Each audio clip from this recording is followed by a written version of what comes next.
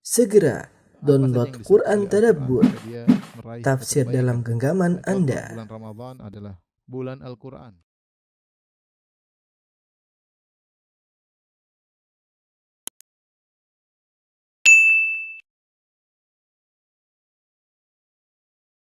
Bismillahirrahmanirrahim. Assalamualaikum warahmatullahi wabarakatuh. Alhamdulillah, salatu wassalamu ala rasulillah wa ala alihi wa ashabihi wa mawala. Pada ibu-ibu sekalian dan juga bapak-bapak yang dirahmati Allah Subhanahu wa taala. Kita masih membahas tentang tauhid adalah semua sifat. Pada pertemuan lalu telah kita bahas tentang kaidah-kaidah terkait dengan nama-nama Allah dan kita sudah menyelesaikan dua kaidah. Dan insyaallah pada kesempatan kali ini kita akan menyelesaikan kaidah-kaidah tentang nama-nama Allah yang sisanya. Tapi kita loncat dulu kaidah yang ketiga, agak sulit. Kita loncat langsung kaidah yang keempat ya. Kaidah yang keempat. Nanti kita akan kembali ke kaidah yang ketiga ya. Kaidah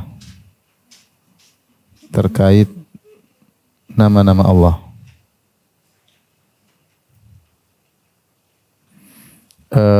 Kaidah yang berikut ini, kaidahnya adalah nama Allah tidak terbatas ya. Nama-nama Allah tidak terbatas pada jumlah tertentu.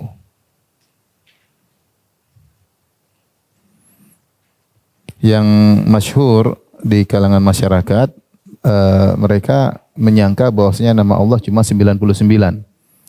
Padahal nama Allah itu tidak terbatas pada 99 nama. Dia lebih daripada 99 nama ya. Adapun hadis tentang Inna lillahi tis'atan wa tis'ina asman mi'atan ila wahidan. Sungguhnya Allah memiliki 99 nama. Man ahsaha dakhalal jannah. Siapa yang menghitungnya atau menguasainya masuk surga. Maka akan kita jelaskan nanti setelah ini bahwasanya hadis itu tidak membatasi pada jumlah 99 ya. Baik, poin yang pertama kita bahas dalil-dalil akan hal ini.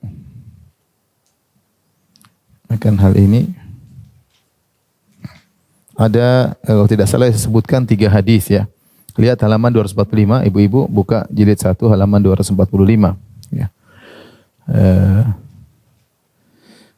Yang Nabi SAW ketika mengajarkan tentang doa menghilangkan kesedihan. Ini doa yang sangat agung yang hendaknya dihafal oleh ibu-ibu. Karena ibu-ibu suka bersedih ya. Maka jangan lupa hafal doa ini ya. Kata Nabi SAW, ya, di antaranya as'aluka bikulli ismin huwalak. Aku mohon kepada engkau dengan nama-namamu ya Allah. Sammaita bihi nafsak, yang engkau menamakan dirimu dengan nama-nama tersebut. Au 'allamtahu ahadan min khalqik, dan engkau ajarkan kepada salah seorang di antara hamba-hambamu, yaitu engkau ajarkan kepada Nabi sallallahu alaihi wasallam. Au anzaltahu fi kitabik, atau nama-nama yang kau turunkan dalam Al-Qur'an. Au ista'tharta bihi fi ilmil ghaibi indak, atau nama-nama yang kau sembunyikan dalam ilmu gaibmu. Antajal Qur'ana rabi'a qalbi wa nura sadri, engkau jadikan Al-Qur'an menjadi penyejuk hatiku, cahaya hatiku, penghilangkan kegelisahanku dan penghilang gundah gulanaku. Di antaranya dalil yang pertama adalah hadis tentang doa penghilang kesedihan. Di sini Nabi SAW bertawassul kepada, dalam hadis Nabi bertawassul kepada nama-nama Allah, yang di mana Nabi merinci nama-nama Allah itu ada 3 model. Perhatikan yang pertama, lihat halaman 246. Yang pertama nama-nama Allah ya, yang Nabi, yang Allah ajarkan kepada hamba yang Allah kehendaki.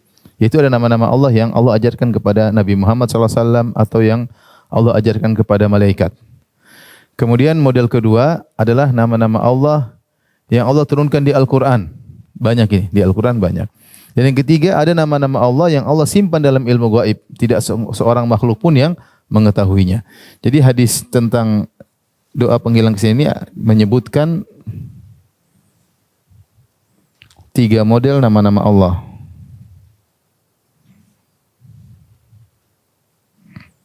Ya, ada yang diajarkan ke nabi atau dan malaikat ya. Ada yang diturunkan di Al-Qur'an. Disebutkan di Al-Qur'an. Yang model ketiga ini ada yang disimpan di ilmu gaib, disimpan di ilmu gaib Allah, di ilmu gaib Allah. Yang tahu hanya Allah. Nah, ini yang kita perhatikan di sini, ini yang tahu hanya Allah.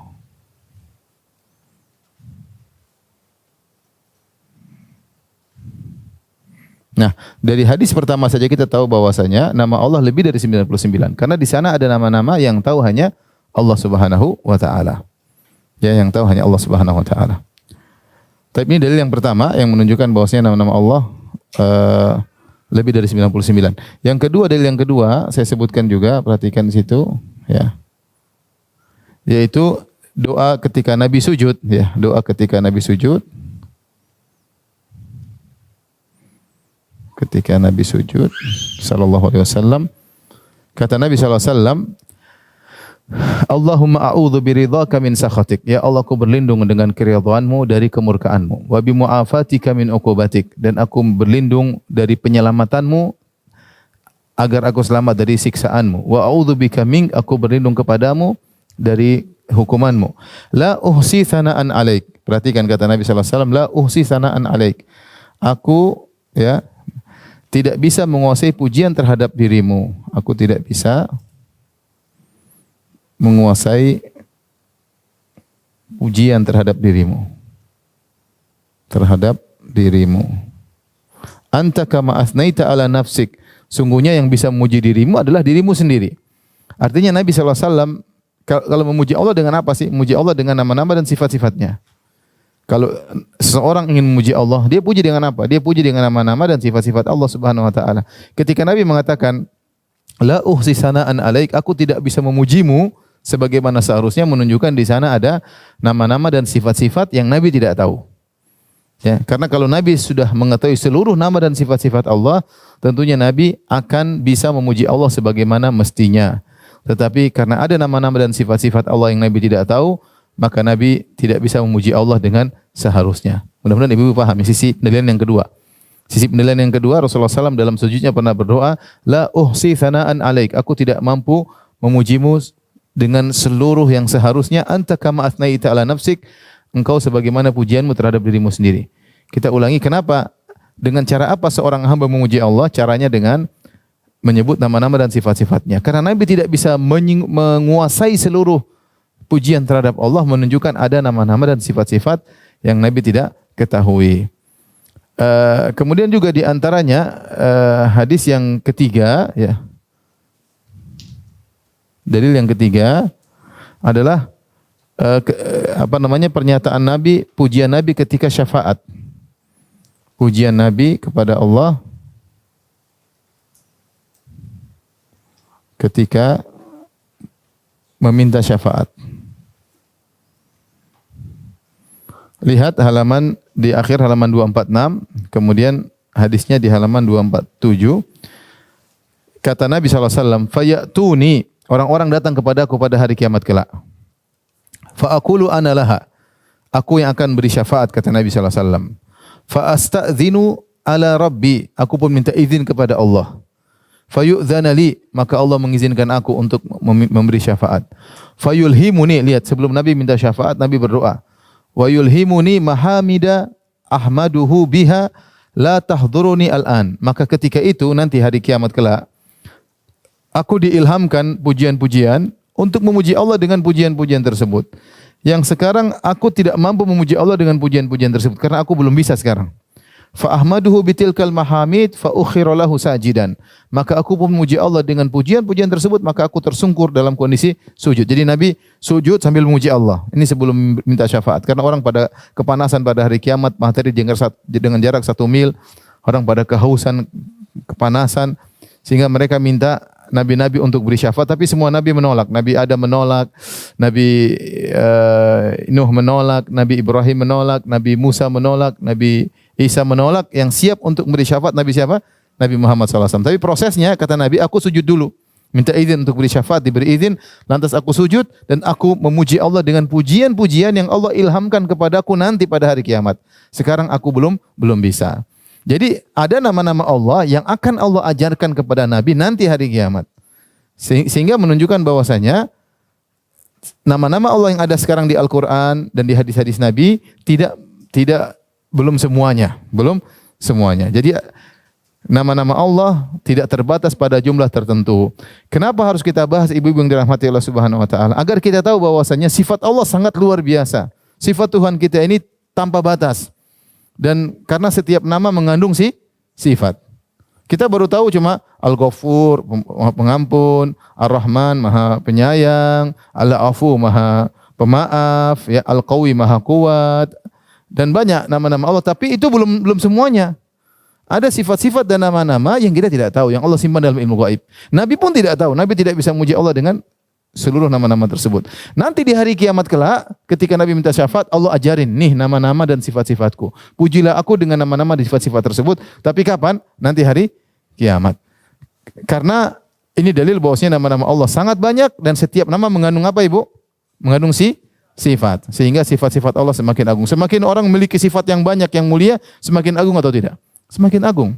Seorang, kita bilang dia dermawan, dia kuat, dia pintar, luar biasa. Tapi kita tambah lagi, dia ganteng, dia tinggi.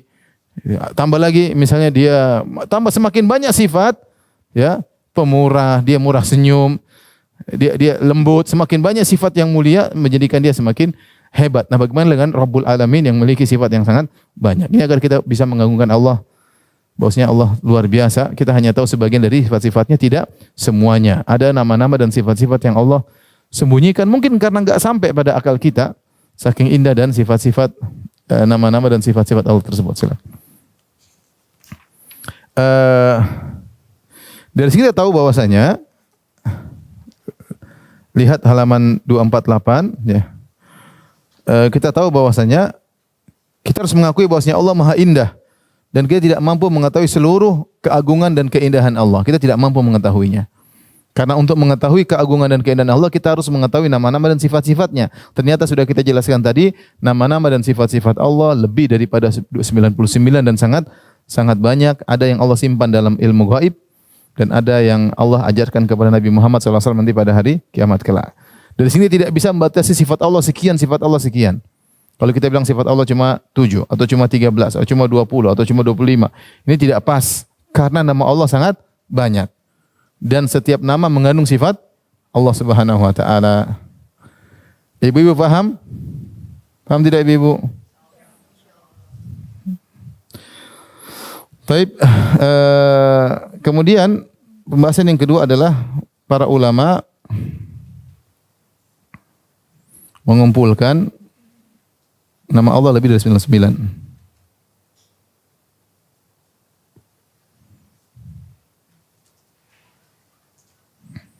Lebih daripada 99. Lihat halaman di awal, lihat halaman 245. Ibu-ibu buka halaman 245. Saya sebutkan di sini. Sebagian ulama menyebutkan nama-nama Allah lebih dari 99 nama. Seperti Ibnu Mandah dalam kitabnya Tauhid menyebutkan 148 nama. Al-Baihaqi dalam kitabnya Semua Sifat menyebutkan 154 nama. Ibnul Arabi dalam kitabnya Ahkamul Quran menyebutkan 141 nama. Jadi ada yang menyebutkan 148, ada yang menyebutkan 154, ada yang 141 nama. Ini menunjukkan para ulama memahami bahwasanya nama Allah tidak terbatas dengan 99. Paham? Para ulama tidak memahami bahwasanya nama Allah tidak terbatas dengan 99. Sampai sini paham Ibu? Jadi para ulama menyebutkan lebih dari 99 nama. Tapi kita masuk pada pembahasan berikutnya. Silakan kalau difoto.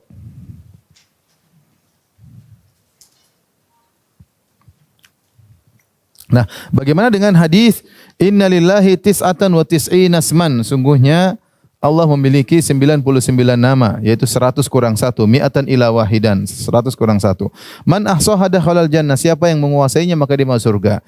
Ini hadis ini kata para ulama tidak membatasi nama Allah cuma 99, tapi Allah menyatakan di antara sekian nama-namaku ada yang 99 kalau kalian menguasai kalian akan masuk surga. Tapi bukan cuma 99. Misalnya saya bilang sungguhnya saya punya 2 anak laki-laki, ya. Bukan berarti saya punya anak cuma 2, saya punya anak mungkin ada anak perempuan yang lain, atau saya bilang saya punya misalnya saya punya mobil 100. Saya bilang saya punya 5 mobil, Ya, saya punya lima mobil, siapa yang melihatnya dia pasti akan kagum. Bukan berarti mobil saya cuma berapa? 5. Saya punya mobil yang lain juga. Saya punya mobil yang lain juga. Cuma 5 ini spesial. 5 ini spesial. Jadi hadis Nabi SAW dan hadis Abu Hurairah radhiyallahu taala anhu, "Inna lillahi tis'atan wa tis'ina asman, mi'atan ila wahidan, man ahsaha dakhalal jannah." Sungguhnya Allah memiliki 99 nama, yaitu 100 kurang 1. Siapa yang menguasainya dia masuk surga. Bukan berarti nama Allah cuma 99. Tidak demikian, tetapi maksudnya di antara sekian nama-nama Allah itu ada 99 yang Allah kasih pahala khusus agar kalian kuasai sebagai seorang hamba, agar kalian bisa beribadah kepada Allah di balik nama-nama 99 nama tersebut. Dari situlah para ulama kemudian berusaha berijtihad untuk menentukan apa sih 99 nama tersebut yang kita berusaha untuk menguasainya, kita memahami maknanya, kita memahami sifat Allah, kita berusaha beribadah dengan nama-nama Allah tersebut. Perhatikan, jadi nama-nama Allah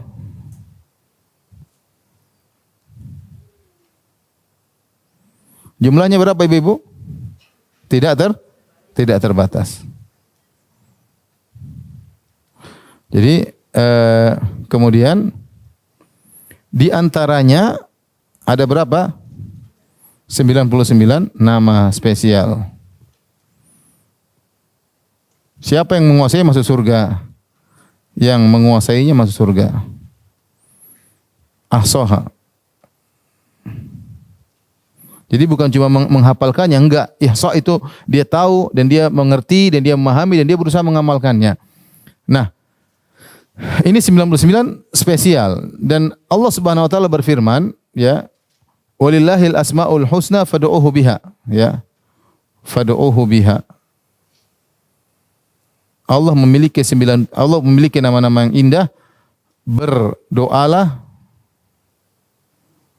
atau beribadahlah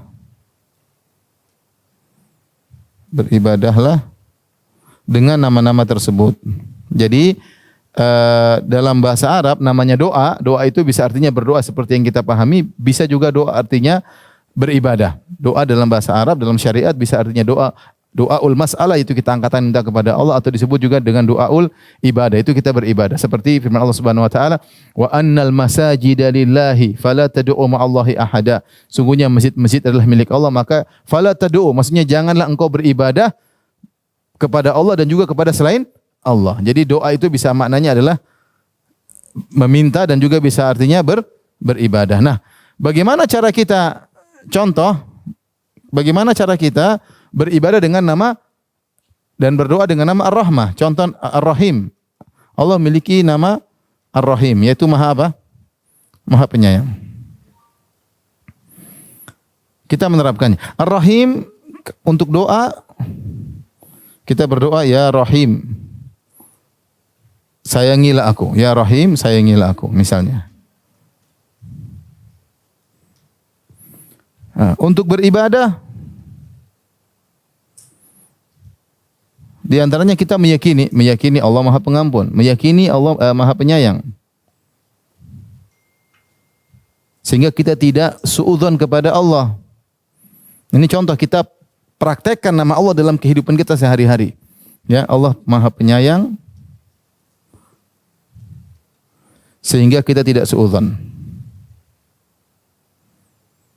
Bagaimana kita mau suudzon sementara Allah lebih sayang kepada hambanya daripada seorang ibu terhadap anaknya? Kata Nabi sallallahu alaihi wasallam, "Allahu arhamu bi ibadihi min hadhi bi waladiha." Sungguhnya Allah lebih sayang kepada anak ini, kepada hambanya daripada seorang ibu terhadap anaknya. Nah, kalau kita yakin akan hal tersebut, ya, dan Allah mengatakan, "Ana inda dzanni abdi bi," sungguhnya aku tergantung persangkaan seorang hamba kepadaku. Kalau kita yakin Allah Maha Penyayang, lebih sayang daripada ibu kita kepada kita, kita tidak akan pernah suudzon pada Allah. Kita tahu ini yang terbaik.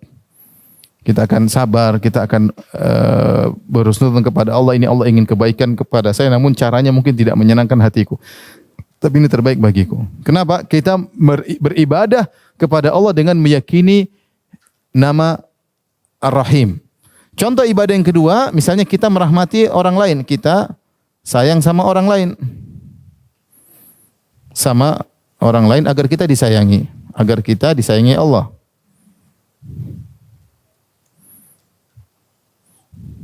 Ini cara kita beribadah misalnya. Karena Nabi SAW mengatakan innama yarhamur rahman min ibadihi ar-ruhama. Sungguhnya yang disayang oleh Allah di antara hamba-hambanya adalah yang penyayang. Kata Nabi SAW, man la yarham la yurham. Siapa yang tidak menyayangi dia tidak akan disayangi. Kata Nabi SAW, irhamu man fil ard yarhamkum man fis sama. Sayangilah penduduk bumi, kau akan disayang oleh yang di langit.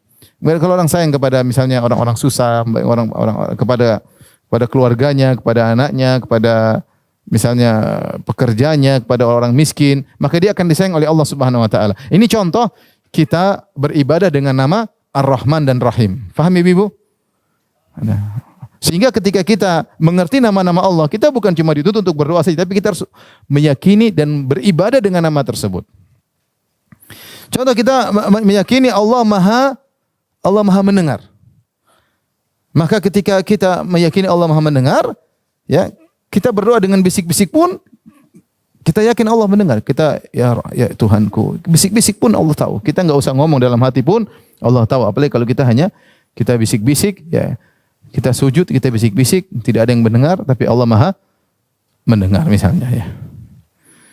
Seperti jadi sehingga kita mengatakan wahai yang Maha pendengar. Ya, ini contoh kita beribadah dengan nama mendengar. Dan demikian nama-nama Allah yang lainnya dituntut bagi kita untuk bisa mengenal nama tersebut dan untuk beribadah dengan nama tersebut. Nah, nama-nama yang spesial tersebut yang memudahkan orang masuk surga ada 99. Nah, di sinilah para ulama berijtihad untuk menentukan 99 nama itu apa saja. Apa saja, maka ada ijtihad di kalangan para ulama, mereka sebutkan 1 ini, 2 ini, 3 ini misalnya. Di antaranya yang disebutkan oleh Syekh Utsaimin rahimahullahu taala sudah pernah kita singgung, halaman berapa Ibu? Coba lihat di awal-awal.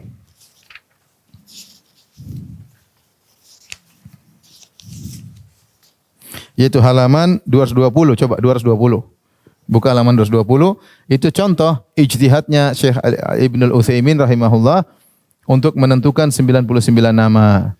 Dari Al-Quran ada 81 nama, dari hadis ada 18 nama. Jadi kita berusaha memahami apa sih maknanya Allah, apa namanya Al-Ahad, apa namanya Al-A'la, itu artinya apa? Al-Akram, Al-Ilah, Al-Awwal, Al-Akhir, Al-Zahir, bagaimana kita beribadah dengan nama-nama tersebut. Ini kalau dari Al-Quran ada 81 nama. Dari hadis juga ada Al-Jamil, Al-Jawad, Al-Hakam, Al-Hayyu, Al-Hayyu, Ar-Rabbu, Ar-Rafiq, dan seterusnya. Ya, ada 99 nama, itu di antara ijtihad para ulama. Tapi Ibu-ibu paham sampai di sini? Jadi intinya kesimpulannya nama Allah itu lebih daripada 99. Karena sifat-sifat Allah tidak terbatas dan setiap nama mengandung apa? Sifat. Semakin banyak sifat mulia pada suatu zat, maka zat tersebut semakin mulia dan semakin agung. Kalau seorang manusia punya sifat-sifat mulia banyak, dia semakin mulia. Apalagi Allah Subhanahu wa taala yang memiliki sifat-sifat termulia yang tidak terbatas, maka Tuhan kita sangatlah agung dan sangat mulia. Adapun hadis, sungguhnya Allah memiliki 99 nama, siapa yang menguasai masuk surga, itu bukan berarti pembatasan tapi hanya pengkhususan. Itu nama-nama spesial yang seorang berusaha menguasainya, dia hafal nama-nama tersebut dan dia minta dengan nama-nama tersebut dan dia praktekkan dalam kesehariannya sehingga sehari-hari dia selalu bergaul dengan nama-nama Allah Subhanahu wa taala. Nama-nama Allah selalu masuk dalam kehidupannya sehari-hari. Ini penting. Ya, kita hidup ini menjalankan takdir Allah Subhanahu wa taala dan kita berusaha memahami tentang Tuhan kita itu bagaimana nama-namanya, bagaimana sifat-sifatnya, dan ini mempengaruhi kehidupan kita sehari-hari. Taib, sudah Ibu, kita lanjut kaidah berikutnya. Sudah? Taib, kita lanjut kaidah kelima. Nama-nama Allah ada yang datang dalam bentuk mufrad, ada yang bergandengan, dan ada yang berlawanan. Ya, model nama-nama Allah ada 3 model.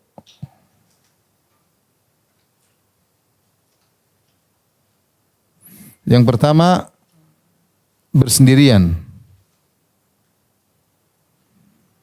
Yang kedua bergandengan.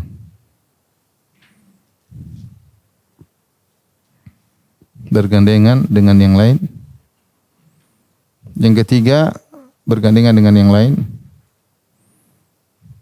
Yang ketiga bergandengan dengan lawannya. Lawan maknanya ini 3 model ya. Yang bersendirian, contoh misalnya banyak datang bersendirian seperti Al-Qadir, Al-Qahir misalnya, ya. Banyak sekali dalam Al-Quran ya. Lihat contohnya kata Allah dalam surat Al-An'am ayat 65, lihat halaman 249, ibu-ibu halaman 249. Contoh Al-Qadir, Qul huwal qadiru ala an yab'atsa 'alaikum 'adzaban min fawqikum. Dialah Allah yang Maha Kuasa untuk menurunkan azab kepada kalian dari atas kalian. Aw min tahti arjulikum, atau mengeluarkan azab dari bawah kaki kalian. Aw yalbisakum syi'an wa yudhiqa ba'dakum ba'sa ba'd, atau kalian Allah menjadikan kalian saling bermusuh-musuhan sehingga sebagian kalian akan menghantam sebagian yang lain. Di sini Allah mengatakan Al-Qadir, perhatikan Al-Qadir. Allah tidak menyebutkan nama yang lain. Kata Allah Subhanahu wa taala, Qul huwal qadiru, ya. Qul huwal qadiru. Tidak ada nama yang lain dalam ayat ini. Dalam surat Al-An'am 65 Allah tidak menyebut nama Allah yang lain, cuma Allah sebutkan Al-Qadir. Kemudian juga Al-Qahir, seperti dalam berikutnya halaman 250, itu dalam surat Al-An'am ayat 18 kata Allah, wa huwal qahiru fawqa ibadih. Dialah yang berkuasa, yaitu yang menundukkan segalanya fawqa ibadah, di atas hamba-hambanya, fawqa ibadih. Allah tidak menyebutkan nama yang lain kecuali Al-Qahir. Paham Ibu? Kecuali Al-Qahir. Nah, sekarang dan nama-nama seperti ini banyak dalam Al-Quran, Allah sebutkan cuma satu nama. Terkadang Allah Subhanahu wa taala menggandengkan dengan nama yang lain, dan ini juga dalam Al-Quran banyak. Contoh As-Sami'ul Basir. Allah gandengkan ya. Wa huwas sami'ul basir, contoh dalam Al-Quran. Wa huwas sami'ul basir, Allah Maha mendengar dan Allah Maha melihat. Allah gandengkan dua nama ya. Wa huwas sami'ul basir. Innallaha kana sami'an basira. Wa kana Allahu sami'an basir. Innallaha kana sami'an basira. Sungguhnya Allah Maha mendengar lagi Maha melihat. Wa kana Allahu aliman hakima. Dalam Al-Quran juga banyak. Aliman hakima. Allah Maha mengetahui dan Maha bijak. Wallahu alimun hakim juga banyak. Wallahu alimun hakim. Ya, ini banyak ya. Al-Qawiyul Aziz, Al-Azizul Hamid, Al-Ghafurur Rahim, contohnya apa? Ghafur, Al-Ghafurur Rahim. Padahal nama-nama ini terkadang disebutkan sendirian. Misalnya wallahu yasma'u tahawurakum, Allah mendengar ya. Sami'u doa, Allah Maha mendengar doa. Allah sebut cuma sami' dalam ayat yang lain. Ya. Bi ibadihi basira. Allah sebutkan basir dalam ayat yang cuma sendirian. Namun dalam satu ayat Allah gabungkan kedua-duanya. Padahal dalam ayat yang lain terkadang disebutkan sendiri-sendiri. Alim juga begitu, terkadang sendirian ya. Ilmu Allah meliputi segala, wasi'a Rabbana wasi'ta kulla syai'in rahmatan wa ilman. Allah sebutkan ilmu Allah meliputi segala sesuatu. Tapi terkadang Allah gabungkan antara ilmu dengan hakim, Al-Ghafur dengan Ar-Rahim, dan juga misalnya contohnya adalah Al-Afuwul Qadir. Al-Afu, contoh dalam hadis, Allahumma innaka afuwun tuhibbul afwa fa'fu anni. Allah sebutkan afu sendiri. Ya Allah, Engkau Maha Pengampun. Kau mencintai pengampunan, maka ampunilah aku. Al-Qadir Allah sebutkan sendiri. Ya. Tadi sudah kita sebutkan ayatnya, Allah mengatakan qul huwal qadiru, diakanlah dia. Ya, innallaha ala kulli syai'in qadir misalnya. Innallaha ala kulli syai'in qadir. Cuma satu nama. Ketika digabungkan al-Afuwul Qadir, maka ini punya tambahan makna sendiri. Punya tambahan makna sendiri. Nanti akan kita jelaskan ya.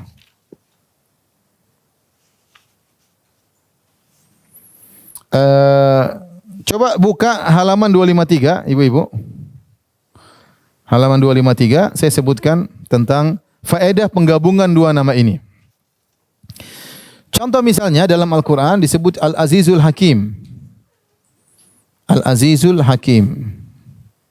Al-Aziz kita tahu yaitu yang maha kuasa.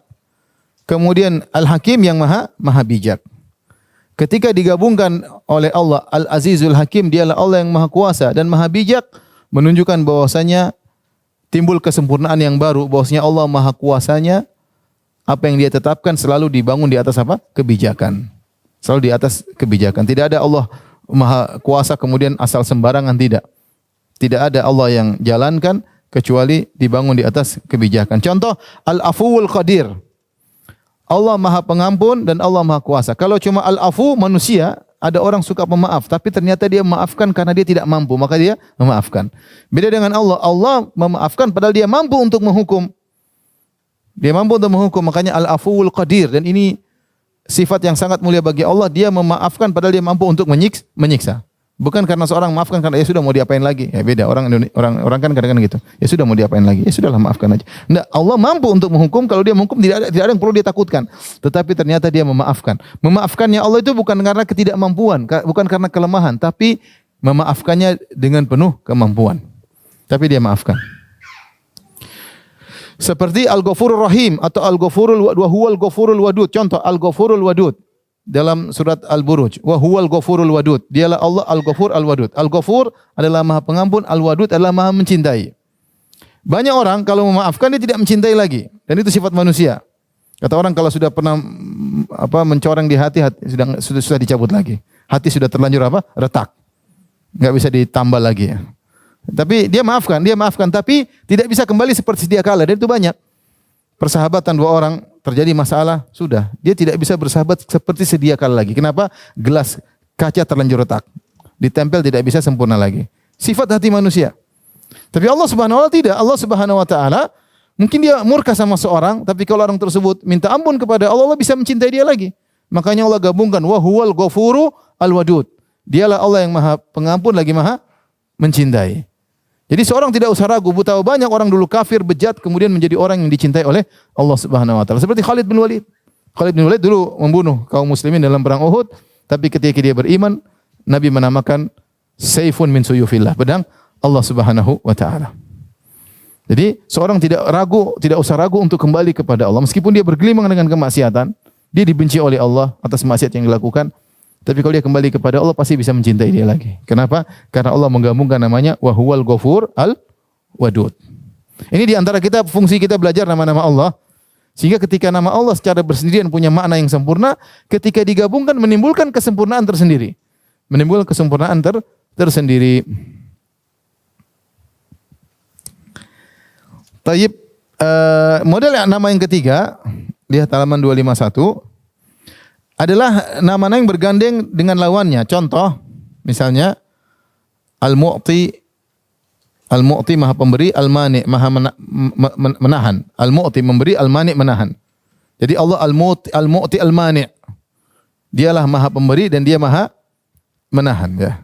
Seperti Al-Qabidul Basit, Al-Qabid yang menahan, Al-Basit yang membentangkan.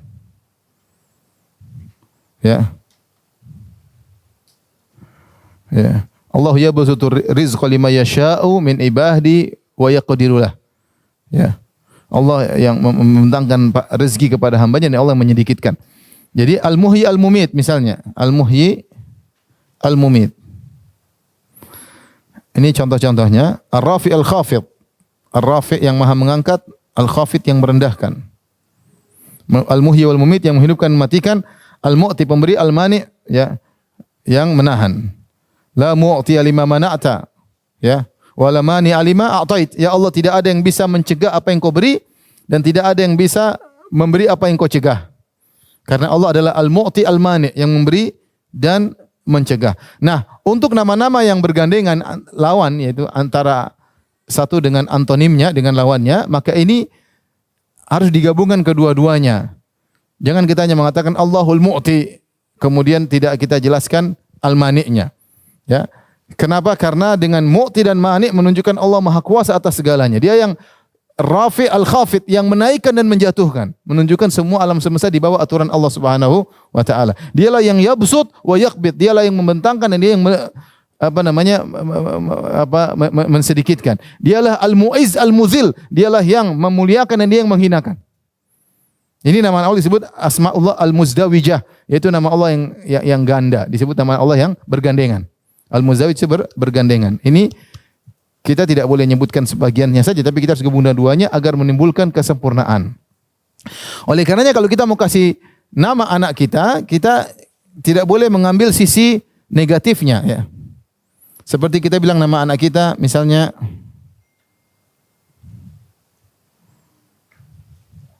Kita bilang nama anak kita Abdul Mani, enggak boleh. Tapi kalau kita bilang Abdul Mu'ti masih boleh. Karena kita lihat dari sisi apa? Positifnya. Mu'ti memberi. Tapi kalau kita bilang nama kita Abdul Mani, enggak boleh. Atau Abdul Mumit, hamba Allah yang maha mematikan. Jangan. Atau Abdul Mani, hamba Allah yang menahan. Atau Abdul Muzil, hamba Allah yang maha menghinakan. Enggak boleh. Jadi kalau kita bilang Muzil saja yang maha menghinakan, kayaknya kesannya negatif, konotasinya jelek. Maka tidak boleh kita bilang Al-Muzil, maha menghinakan, atau maha merendahkan, Al-Khafid, atau kita bilang Al-Mumit, maha mematikan, atau kita bilang Al-Qabid, maha penahan rizki. Tidak boleh, kita harus sebutkan sisi positifnya juga, agar kita tahu bahwasanya Allah yang melakukan semuanya. Dialah Al-Muhyi wal Mumit, menghidupkan dan mematikan. Dialah Ar-Rafi Al-Khafid, yang mengangkat dan yang merendahkan. Dialah Al-Mu'iz Al-Muzil, dia yang memuliakan dan dia yang merendahkan dan menghinakan. Dialah Al-Muhyi Al-Mumit, menghidupkan dan mematikan. Dialah Al-Mu'ti Al-Mani', dialah yang memberi dan menahan atau mencegah. Ini namanya Al-Asma Al-Muzdawijah. Al-Asma Al-Muzdawijah.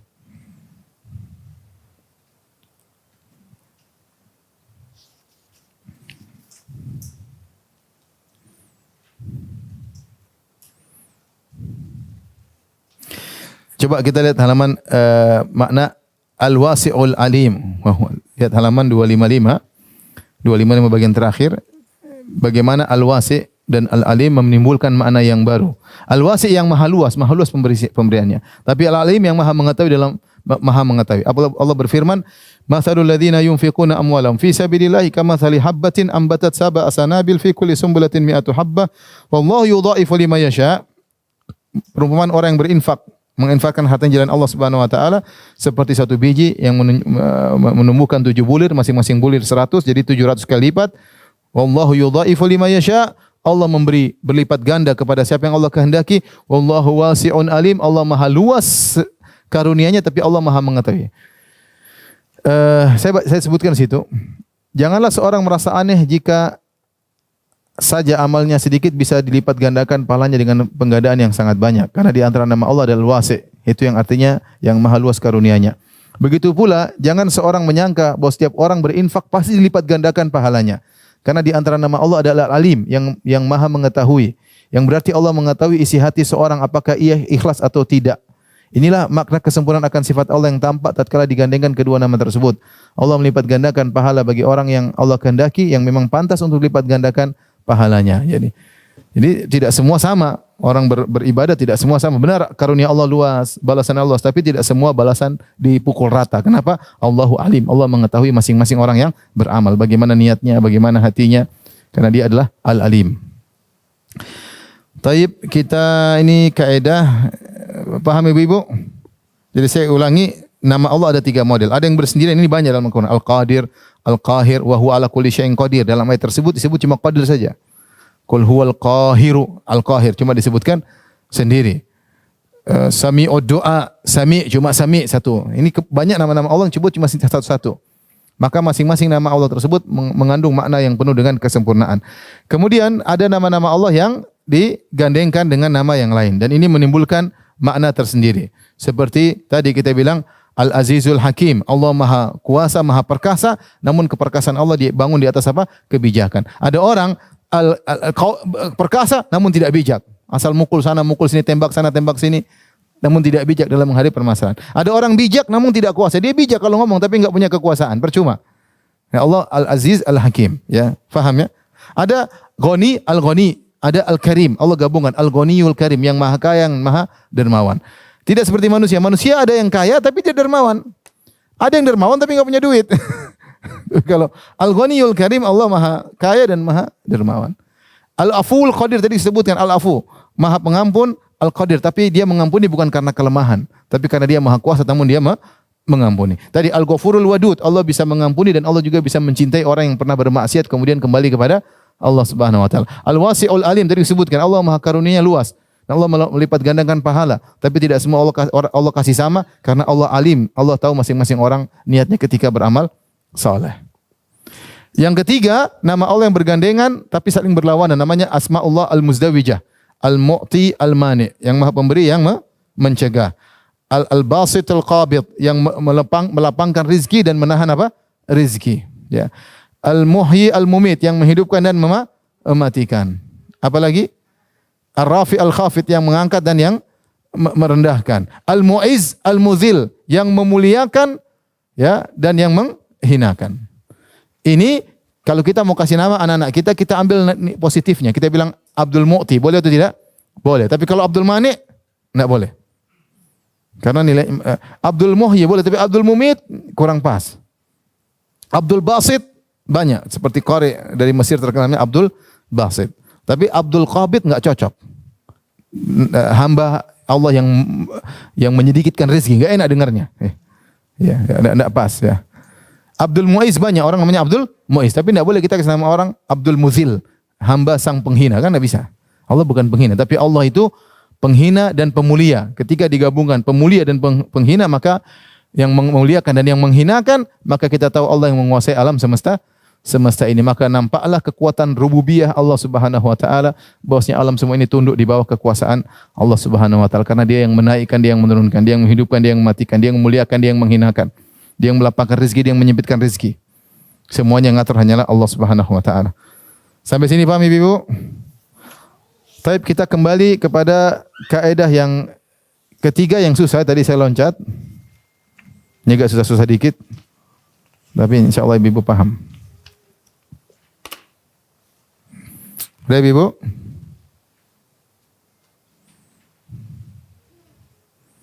Baik, kaidah berikutnya. Halaman 231. Halaman 231. Halaman 231.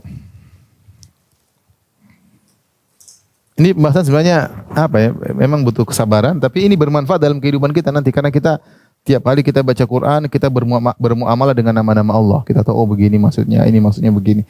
Karena Allah mengenalkan dirinya kepada hamba-hambanya melalui ayat-ayat Al-Quran. Hampir setiap Al-Quran kita baca pasti ada nama Allah Subhanahu wa taala. Maka kita berusaha bermuamalah dengan muamalah yang benar terhadap nama-nama tersebut. Oh, ternyata ada nama disebutkan sendiri, ternyata nama digandengkan. Ternyata ada nama yang digabungkan saling berlawanan. Oh, nama-nama Allah ternyata tidak hanya 99. Kita mengetahui kaidah-kaidah tersebut. Oh, setiap nama Allah mengandung apa? Sifat. Oh, bagaimana saya beribadah dengan nama ini? Saya berdoa dengan nama ini, dan apa yang harus saya yakini terhadap nama ini? Ini semua perlu kita terapkan dalam keseharian kita. Makanya ini ilmu seakan-akan sepele, tapi dia luar biasa. Karena dia akan berkaitan dengan kehidupan kita keseharian. Hidup ini penuh dengan problematika, dengan pernak-pernik kehidupan, gembira dan senang, sombong dan rendah, macam-macam. Kita bagaimana mensikapi pernak-pernik kehidupan dengan bermuamalah dengan nama-nama Allah Subhanahu wa taala, karena ada Tuhan yang selalu mengawasi kita, ya. Selalu mengawasi kita. Allah mengatakan, "Innallaha kana 'alaikum raqiba." Sungguhnya Allah senantiasa mengawasi kalian. Raqib itu mengawasi, bukan cuma melihat tapi mengawasi. Ibarat kalau ada seorang di pinggir laut, kemudian dia pakai alat untuk ngecek ada kapal datang, itu namanya raqib, pengawas. Bukan sekedar melihat, tapi dia mengawas, melihat dengan teliti, namanya raqib. Allah setiap gerakan kita, setiap perkataan kita, setiap gerak-gerik kita, Allah mengawasi dengan teliti. Ya, jadi sehingga bagaimana kalau kita lagi sedih, apa yang kita lakukan? Bagaimana kalau kita dapat rezeki, apa yang kita lakukan? Ya, bagaimana kalau kita bersendirian? Bagaimana kalau kita sama keluarga? Bagaimana sama anak-anak? Bagaimana sama semua ini selalu diawasi oleh Allah, dan kita bisa berusaha bermuamalah dengan nama-nama Allah yang pas untuk menjalani segala pernak-pernik kehidupan kita. Tapi kaidah yang ketiga, lihat halaman 231. Penunjukan nama-nama Allah terhadap zat dan sifat-sifatnya dapat dilakukan dengan 3 cara. Dalalatul mutabaqah, yaitu selaras. Yang kedua, dalalatul tadammun, yaitu kandungan. Dalalatul iltizam, yaitu konsekuensi. Ini memahami arti, atau kita kaidah ya. Memahami kandungan nama Allah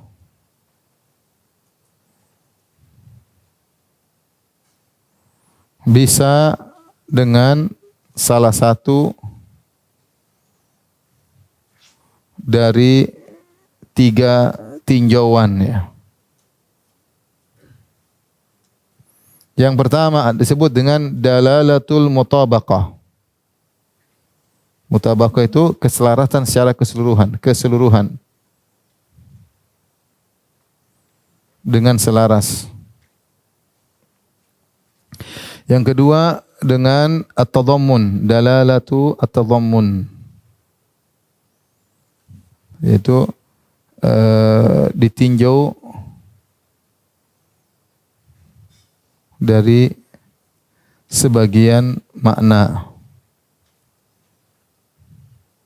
Makna tidak keseluruhan. Kemudian yang ketiga disebut dengan dalatul iltizam. Dalatul iltizam yaitu ditinjau dari makna yang merupakan kelaziman, dari kelaziman sesuatu. Saya contohkan sederhananya seperti, jadi ada tiga, dalatul mutabaqah, dalatul tadammun, dan dalatul iltizam. Contoh saya sebutkan nama rumah, misalnya rumah. Rumah, saya gambar rumah ya. Mudah-mudahan bagus ya. Ini rumah-rumah ada pintunya. Ini kalau SD dulu kita gambarnya begini, ada jendelanya. Bisa dibuka dua ya. Baik. Ini disebut rumah atau bukan? Rumah. Jadi istilah lafal rumah, rumah. Kita pakai model pertama, kalau orang dengan lafal rumah, model ke-1, namanya mutabaqah, menunjukkan seluruh rumah dan isinya. Namanya rumah itu ya kita tahu secara selaras, ada atapnya, ada ruang tamunya, ada kamar tidurnya, ada dindingnya, itu namanya rumah. Yaitu lafal rumah menunjukkan seluruh bagian rumah. Seluruh bagian rumah. Jadi kalau saya bilang sama ibu, apa yang ibu bayangkan kalau saya bilang nama rumah? Ya orang tahu namanya rumah itu pasti ada dindingnya, ada atau tidak? Pasti ada dindingnya. Ada atapnya enggak?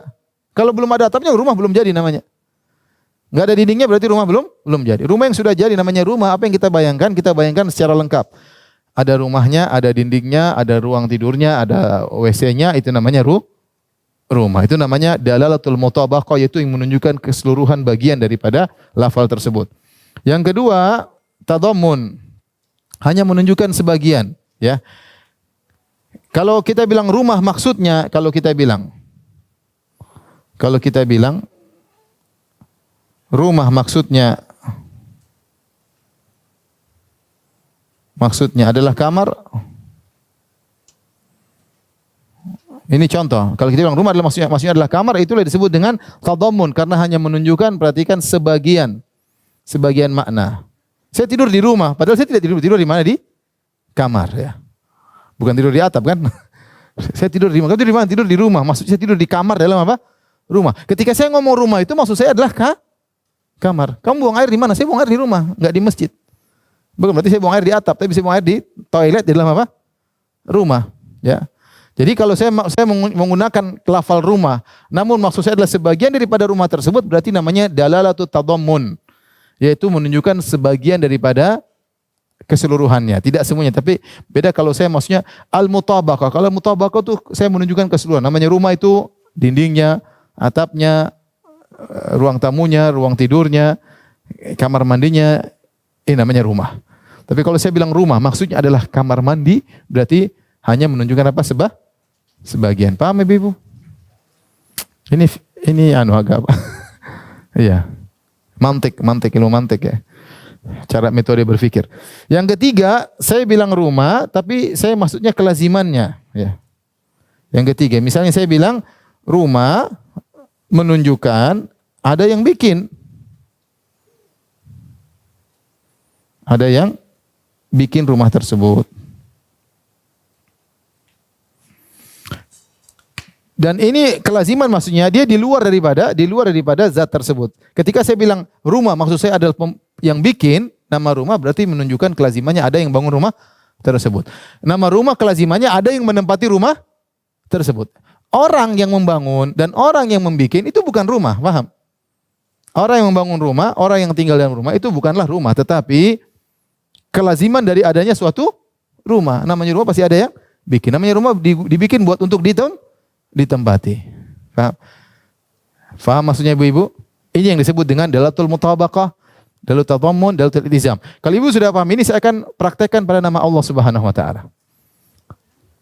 Yang ketiga dalatul iltizam adalah suatu lafal menunjukkan lafal yang lain yang bukan bagian daripada lafal ini, tetapi dia kelaziman dari lafal ini. A, kalau kita sebut A, kita maksudkan B. B bukan dari bagian daripada A, tapi dia kelaziman dari A. Rumah menunjukkan adanya pembangunnya, paham?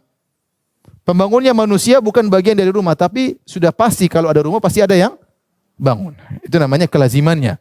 Kelazimannya, ya.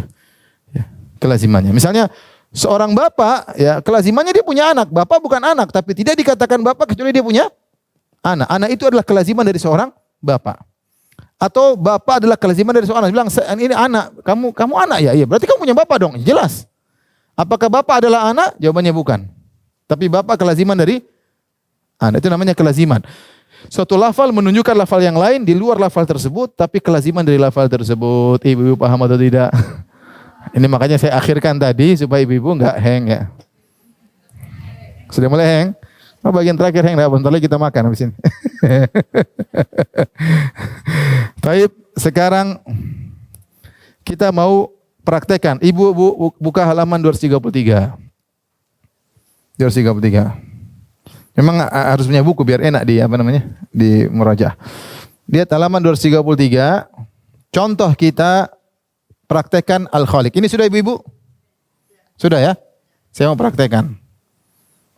Contoh lafal Al-Khaliq. Al-Khaliq artinya apa? Maha pencipta. Al-Khaliq. Al-Khaliq. Al-Khaliq, Maha pencipta. Coba kita ingin dengan tiga penunjukan makna. Pertama dengan al-mutabaqah, keseluruhan. Tapi ibu-ibu, namanya al-Khaliq itu apa maknanya? Menunjukkan apa al-Khaliq? Menunjukkan dua. Yang pertama zat, ada zat apa? Zat Allah. Yang kedua menunjukkan sifat mencipta, faham? Sifat mencipta. Nah, jadi kalau kita bilang Al-Khaliq, kita bilang Al-Khaliq adalah zat Allah yang menciptakan, makanya disebut dengan apa? Al-Mutabaqah, disebut dengan Al-Mutabaqah, yaitu secara keseluruhan. Kalau saya bilang yang kedua disebut dengan At-Tadammun, adalah sebagiannya. Misalnya saya mengatakan Al-Khaliq menunjukkan sifat Al-Khalq, sifat mencipta. Perkataan Al-Khaliq menunjukkan sifat mencipta. Nah, kalau saya bilang hanya menunjukkan sebagian daripada maknanya, berarti itu adalah tadammun. Cuma sebagian. Tadammun tadi artinya apa? Sebagian. Kenapa cuma sebagian? Karena lafal Al-Khaliq itu mencakup dua, mencakup zat dan juga mencakup sifat mencipta. Ketika saya cuma bilang Al-Khaliq menunjukkan sifat mencipta, berarti saya menggunakan dalalatu at-tadammun. Dalam ilmu mantik disebut dalalatu tadammun. Yang ketiga, saya bilang iltizam. Iltizam, kelaziman. Al-iltizam. Dalalatul iltizam, kelaziman. Contoh saya bilang bahwasanya Al-Khaliq menunjukkan apa? Ilmu. Sifat ilmu. Karena enggak mungkin suatu mencipta kecuali punya apa? Ilmu. Menunjukkan sifat iradah, kehendak. Ya, kalau tidak punya sifat kehendak, bagaimana Allah bisa menghendaki makhluk yang berbeda-beda? Berarti ketika Allah mencipta, Allah punya apa? Kehendak untuk mencipta. Kemudian contohnya kudrah, sifat kudrah. Al-kudrah, kuasa. Kalau tidak punya kekuasaan, gimana bisa mencipta? Nah, sifat ilmu, sifat kehendak, sifat kekuasaan ini di luar daripada kata Khaliq, mencipta. Tapi dia adalah kelaziman dari penciptaan. Paham ibu-ibu? Kita ulangi lagi. Ada rumah ibu-ibu. Rumah itu kalau secara keseluruhan isinya apa? Atap, dinding, kamar mandi, toilet ya. Baik. Itu namanya mutabaqah. Ketika saya bilang rumah, penggambaran saya seluruhnya. Saya tampakkan seluruh isi rumah. Ini, rumah tuh begini, lengkap. Ketika saya hanya menyebutkan sebagian, namanya tadammun. Berarti menunjukkan cuma sebagian. Saya bilang rumah, tapi maksud saya adalah WC-nya. Kamu buang air di mana? Saya BAB di misalnya, atau saya ke toilet, saya BAB di rumah. Bukan berarti di ruang tamu, tapi di toilet. Saya tidak ke masjid. Jadi saya menyebutkan rumah tapi maksud saya bagiannya itu apa? Toilet. Atau kamu tidur di mana? Di hotel? Enggak, saya tidur di hotel. Saya tidur di rumah. Padahal saya tidurnya dalam ruang apa? Ruang tidur. Ketika saya bilang rumah maksud saya ruang tidur. Itu namanya tadammun. Nah, yang ketiga kelaziman. Kelaziman itu saya menunjukkan sesuatu yang bukan bagian dari rumah tapi kelaziman dari rumah. Contohnya pembuat rumah. Rumah menunjukkan ada yang membuatnya. Rumah menunjukkan ada yang tinggal di dalamnya. Ini semua orang itu bukan bagian dari rumah, tapi dia kelaziman dari rumah tersebut. Nah, kalau kita praktekkan pada nama-nama Allah pun demikian. Misalnya nama Al-Khaliq. Al-Khaliq, Al-Khaliq, Maha Pencipta menunjukkan dua hal. Zat Allah dan sifat menciptanya. Ini namanya mutabaqah. Kita menunjukkan secara keseluruhan. Atau kita bilang menafsirkan dengan tadammun sebagiannya. Kita bilang Al-Khaliq menunjukkan sifat mencipta. Berarti kita hanya menyebutkan sebagian, bukan dua-duanya. Kalau kita seluruhan kita sebutkan zat sama sifatnya. Tapi kita cuma menyebutkan sifatnya. Yang ketiga adalah iltizam, kita menyebutkan kelazimannya. Bukan daripada nama itu tapi kelaziman. Al-Khaliq, Maha Pencipta. Proses penciptaan. Nah, kelazimannya apa? Berarti ada sifat-sifat lain yang dimiliki oleh sang pencipta tersebut. Ilmu. Tidak mungkin dia mencipta kecuali punya apa? Ilmu. Tidak mungkin dia mencipta kecuali punya kehendak. Tidak mungkin dia mencipta kecuali dia berkuasa. Kalau enggak punya kuasa gimana bisa kun fayakun? Enggak bisa mencipta. Paham ibu-ibu? Apa faedahnya? Ini sebenarnya faedah ini untuk membantah syubhat, tapi ya gimana ya? Masih siap dengar ibu-ibu? Siap sudah sekalian kepalang tanggung kita jelasin aja. Contoh ibu-ibu silakan buka halaman 234. 234 ya. Saya ingin menyampaikan bahwasanya sebagian salaf ketika mereka menafsirkan sifat-sifat Allah atau nama-nama Allah, mereka menafsirkan dengan iltizam, dengan kelaziman. Contoh misalnya saya sebutkan sini ya. Contoh lihat halaman 234, sebagian salaf menafsirkan tajri bi ayunina. Kapal Nabi Nuh mengalir dengan mata kami. Kemudian sebagian salaf menafsirkan maksudnya dengan pengawasan kami, dengan pandangan kami. Mereka tidak mengatakan kapal Nabi Nuh mengalir dengan mata kami, mata Allah maksudnya. Ini namanya penafsiran dengan kelaziman. Karena kalau Allah punya mata berarti Allah Maha melihat. Ketika mereka menafsirkan mata, mereka menafsirkan dengan melihat. Karena kelaziman dari mata apa? Melihat.